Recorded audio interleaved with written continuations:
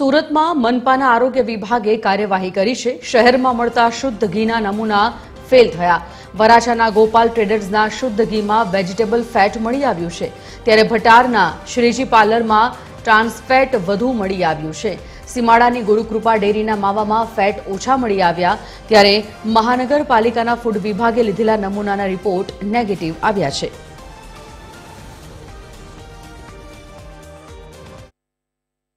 सूरत महानगरपालिका फूड विभाग द्वारा अलग अलग संस्थाओं नमूना लेवानी कामगीरी रोजे रोज चालू ज होय छे।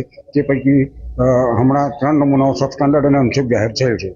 तेमनी सामे food safety and standard act प्रमाणे आगळ कार्यवाही करवामां आवशे। नमूनामां घी दूधनो माવો लेवामां आवेलो हतो, तेमां ट्रांसफेटनुं प्रमाण વધારે आवेल छे अने बीटा सेटराइडनी हाजरी जणाई आवेल छे। तेमनी विरुद्ध food safety and standard act प्रमाणे आगळनी कार्यवाही धरवामां आवशे।